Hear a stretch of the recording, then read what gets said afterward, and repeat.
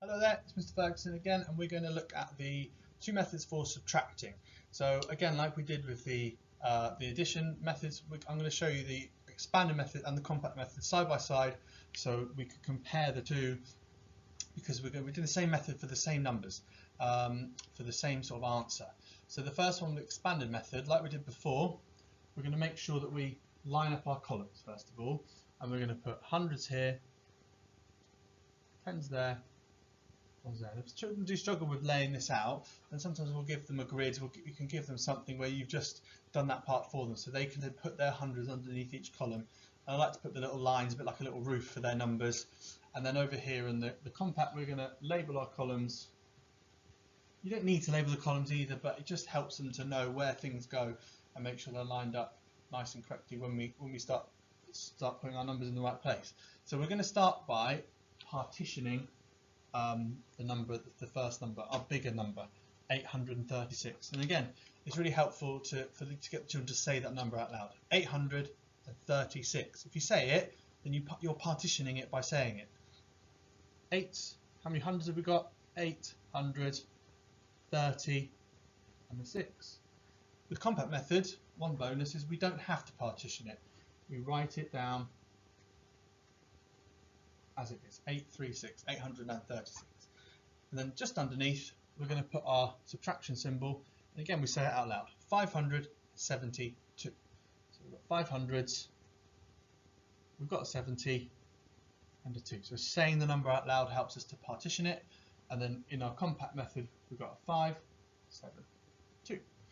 And then underneath, nice and neatly, we're going to do our equal signs for our answer. So we'll start with the ones column, and if we can see, we always go from the top row down to the bottom. We're going to take 6, we can take 2 away. We can do that if we look at our number line. We start at 6, we can jump back 6, take away 2, and that would give us 4. So we can use again a ruler to help us as a number line to do some counting backs and forwards. So we put our 4 underneath in our ones column, and we do the same with the compact method. And when we get to our tens, something interesting is going to happen. We've got 30, and we're going to take 70 away. In our compact method, because we've got just digits representing 30 and 70, we've got 3 take away 7. What I say to children is, you've got 3 tens there, 3 tens. Can you take 7 away? Can we take 70 away from 30? And we say, well actually when you see it like this, no you can't. You can't take 7 away from 3, there's not enough. But what children do is, they find the difference, because they see a 7, they see a 3, and they know, well, 7 take away 3, that's easy, that's 40, I put that like that. But that's not actually correct, because we're trying to take 70 away from 30, we can't do it. And this is one of the most common mistakes. Instead of going and doing the exchanging process, they just find the difference. So I'm just going to show us how we go about doing that exchanging. I'll get rid of that. So what happens when we have our 30 take away 70? So, well, where can we get some more of these tens from? What do we know has a lot of tens? And we might say, well, we've got hundreds in the next column, so we're going to go next. Or some teachers like to say the phrase next door, which is quite nice. We go next door to the hundreds column, and we're going to take 100 and exchange it. So if I said, okay, here's 100, I'm going to take my 100 from my hundreds to my tens, and I can now exchange that for 10 tens. So I've got here. We've now got 10 tens. And I'm going to add that to my 3 tens I had before. And the way we show this on a sheet is that I could take my 100 from here, I cross it out, and I'm left with 700s. And then I'm bringing that, I'm exchanging it for some tens. So instead of having 3 tens, I've now got 13 tens.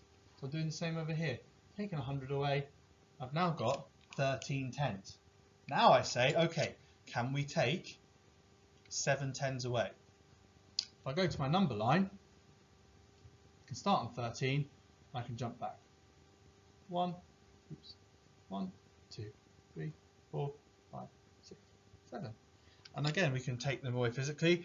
1, 2, 3, 4, 5, 6, 7. And it's really good to keep using that language, taking away. Take these away from me. You know, take them away is physically what we're doing, and it really represents what's happening. So we know that if 13 take away 7 is 6, then I know that 130 take away 70 will leave me with 60. And then I can go to my next column, 700 take away 500. We can do that. 7 take away 5, 200. And what's happening over on the compact method is that we're doing 13 take away 7, which is representing these tens, representing 130 take away 70, which leaves us with a 6. And 7 take away 5, leaves us with a 2. So once we've moved away from the expanding method and we start to sort of master the compact method, which I think once children learn both, they start to say, well, the expanding method does take a while to lay it out. And the compact method, we're only using 8 digits, where the compact method, the expanding method, we have lots and lots. And actually, when we start to get bigger numbers with like 4 digits, it takes up the whole page, because you've got 4 digits for your thousands, 3 for your hundreds, and then when you get into 5 and 6 digit numbers, you're not going to have enough space. So it's nice to be compact. And I'm just going to go through one example, because this is one where the exchanging process can get a little bit tricky, and it gets a bit more awkward with what we need to do with exchanging. The first thing with this one is making sure we're lining up the columns, because as you can notice now, I've got a 4-digit number, I'm taking away a 3-digit number. So the first thing I need to do is I know I've now got thousands. So I'm going to label my columns, thousands, hundreds, tens, ones. I'm going to put my larger number at the top. I've got 8,706. Now I'm taking away 458. And because we write from left to right, a very common mistake is to just do this. And then children go, oh well, 6 take away nothing, I've got 6 there. We've got to really think about lining these columns up. That's not lined up with the right columns. If we say the number, it helps. Again, 458. So we've got 4 in the hundreds column. That's the first thing we need to do when we take oops, sorry, that's a 5. It's the first thing we need to do when we're taking away a 3-digit number from a 4-digit number.